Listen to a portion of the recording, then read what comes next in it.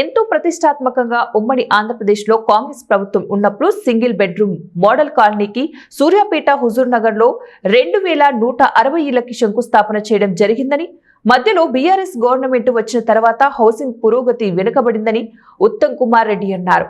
అనంతరం మళ్లీ కాంగ్రెస్ ప్రభుత్వం అధికారంలోకి వచ్చిన తర్వాత ఇళ్లపై ప్రత్యేక శ్రద్ధ వహిస్తూ పనులన్నీ పూర్తయ్యేలాగా చర్యలు తీసుకుంటామని తెలిపారు. కాకపోతే పనులు కొంత జాప్యం కావడం వల్ల పేద ప్రజలకు పంపిణీలు సమయం పడుతుందని తెలిపారు.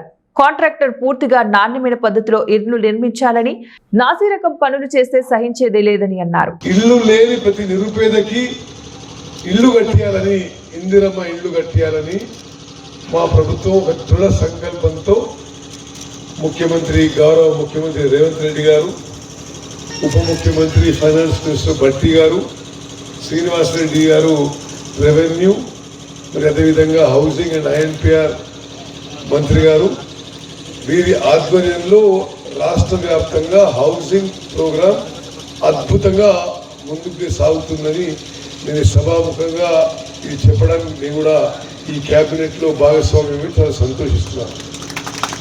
మరి లక్షలుగా రాజకీయంగా ఎదిగి ఈరోజు తెలంగాణలో కాంగ్రెస్ ప్రభుత్వంలో ఒక ప్రముఖ, ఒక కీలక, ఒక క్రియాశీలక పాత్ర పోషించడం నేను ఎంతో సంతోషిస్తున్నాను.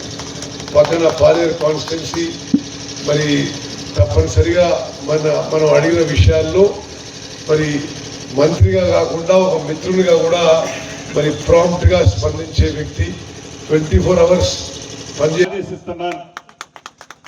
ఇక మీకు తెలియంది కాదు, ఉత్తమన నన్ను ఏదో హౌసింగ్ లో అద్భుతాలు చేస్తున్నాను అన్న దానికంటే కూడా రాష్ట్ర వ్యాప్తంగా జలయజ్ఞం ఏదైతే నీటిపారుదల శాఖలో ఆనాటి ప్రభుత్వం 1,00,000 కోట్లు కొల్లగొట్టి నిరుప్రయోగంగా అనేకమైన ప్రాజెక్టులు, కాలువలు, డ్యాములు ఉంచితే వాటన్నిటినీ క్రమబద్ధీకరించుకుంటూ స్ట్రీమ్ లైన్ చేసుకుంటూ అక్కడ కూడా రైతన్నలకు ఉపయోగపడే మంచి కార్యక్రమాల నీటిపారుదల శాఖలో చేస్తూనే ఇక వారి సొంత శాఖ అయిన, దాంతో పాటు వారి సొంత శాఖ అయిన